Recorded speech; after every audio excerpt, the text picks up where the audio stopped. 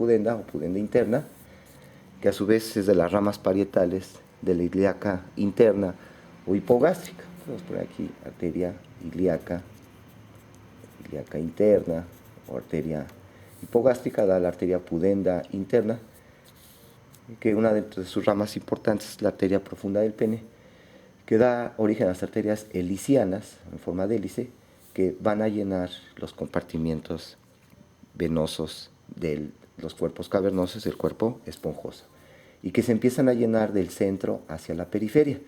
Y entonces esto va a provocar que se compriman las venas que drenan, ¿sí?, a estos compartimientos venosos, ¿sí?, vasculares, y entonces permiten una congestión venosa y da origen a la erección.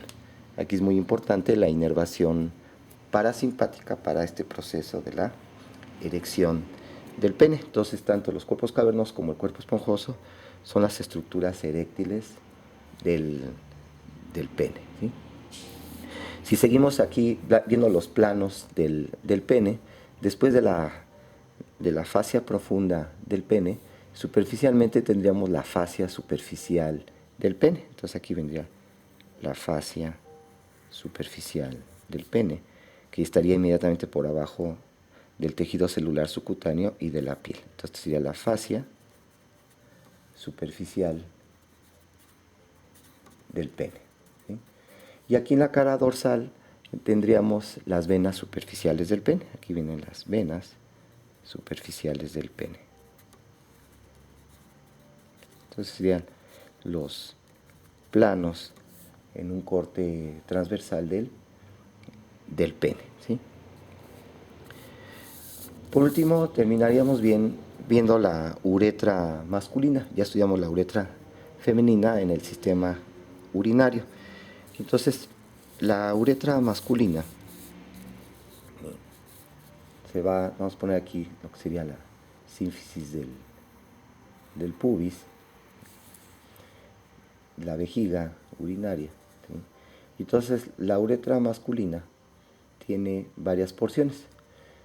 Tiene una pequeña porción mural, que es la que atravesaría las paredes de la vejiga, ¿sí?, que es muy pequeñita. Pero posteriormente sí una porción importante, que es la porción prostática, que es la que está atravesando a la próstata. Entonces tengo una porción mural, después una porción prostática, que llega a medir más o menos 3,5 centímetros. Y ya habíamos mencionado que en esta porción prostática es donde se encuentra la cresta uretral con el colículo seminal, y es donde se desembocan los conductillos prostáticos, así como los conductos eyaculadores. Es la importante la uretra en su porción prostática. Posteriormente de la porción prostática, que aquí es donde se encuentra el esfínter interno de la uretra, que proviene de fibras del músculo detrusor de la vejiga. Entonces, en su porción superior, arriba del colículo seminal, se encuentra el esfínter interno de la uretra, que es músculo liso, que decíamos proviene del músculo detrusor, y que evita, este esfínter interno de la uretra evita la eyaculación retrógrada, es decir, que el líquido, el semen, en lugar de irse hacia el exterior por la uretra, se vaya hacia la vejiga, y es debido al cierre del esfínter interno de la uretra. Posteriormente a la uretra prostática tenemos la porción de la uretra más delgada y más fija, y que por esas características es la que más se fractura o se lesiona cuando hay fractura de la pelvis, que es la uretra membranosa. Esta uretra membranosa mide aproximadamente 1,25 centímetros, no llega a medir más de un través de dedo, ¿sí?, y es la porción más fija y de paredes más delgadas de la uretra, y que cuando hay fractura de la pelvis se llega a desgarrar, y que se va a manifestar por sangre, por el meato urinario, y también se va a manifestar porque al hacer el tacto rectal, ¿sí?, el médico va a observar que la próstata se encuentra elevada, ¿sí? Eso es un dato de que se rompió la uretra membranosa. Esta uretra membranosa atraviesa, ¿sí?, a este diafragma que se encuentra en el piso de la pelvis, que es el diafragma urogenital. Y lo vamos a estudiar más ampliamente cuando veamos los músculos del perineo. Entonces el diafragma urogenital, que se localiza entre las ramas isquiopúbicas, ¿sí? Tiene forma triangular, con vértice anterior hacia el ángulo subpúbico y borde posterior a la altura de una línea que va de una tuberosidad isquiática a otra tuberosidad isquiática.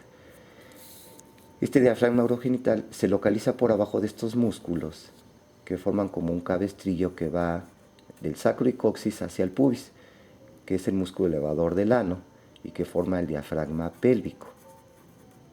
Entonces el diafragma pélvico lo forman principalmente, ya veremos, los músculos elevadores del ano. Y superficialmente a estos, es decir, por abajo de ellos, se encuentra el diafragma urogenital, que se extiende de una rama isquiopúbica a otra rama isquiopúbica, y que se encuentran, este diafragma urogenital se encuentra profundamente a estos músculos que estábamos estudiando. Por ejemplo, aquí podríamos poner el que va aquí pondríamos el centro del perineo, ¿sí? Aquí el músculo que describíamos, el músculo bulbo esponjoso, ¿verdad? Aquí estaría el músculo bulbo esponjoso, que son de los músculos superficiales del perineo. Y aquí, en medio, como un sándwich entre el diafragma pélvico y los músculos superficiales del perineo, se encuentra el diafragma urogenital. En este diafragma urogenital se encuentra un músculo, que es el transverso profundo del perineo. Entonces, diafragma urogenital, se encuentra un músculo que va de una rama isquiopúbica a otra rama isquiopúbica, que es el transverso profundo del perineo. Y entonces observamos que la uretra membranosa atraviesa a este músculo, y cuando lo atraviesa, las fibras musculares forman un verdadero anillo alrededor de la uretra membranosa. Entonces la parte de las fibras del transverso profundo del perineo forman lo que se denomina el esfínter externo de la uretra, que es un esfínter voluntario, es músculo estriado voluntario, inervado por el nervio pudendo, por pudendo interno, y nos da el control voluntario de la micción. Entonces este estaría rodeando aquí a la uretra membranosa. ¿Qué otro elemento encuentro en el diafragma urogenital, aparte del transverso profundo del perineo que forma el esfínter externo de la uretra? Tengo dos glandulitas que también forman parte del sistema genital masculino, que son las glándulas bulbouretrales, o de Cooper, que se llamaban antes, bulbouretrales. Entonces, estas dos glándulas bulbouretrales son una especie como de chicharitos que se encuentran dentro del diafragma urogenital y que van a desembocar hacia la uretra peniana o la uretra esponjosa a través de unos conductillos a nivel del bulbo del cuerpo esponjoso. Entonces, las glándulas bulbouretrales se encuentran aquí posterolaterales a la uretra membranosa dentro del diafragma urogenital y van a desembocar en la uretra peniana esponjosa a la altura del bulbo del cuerpo esponjoso. Muy bien. Entonces es lo importante de la uretra membranosa. La uretra membranosa se va a continuar con la uretra esponjosa o la uretra peniana, que está recorriendo a todo lo largo al cuerpo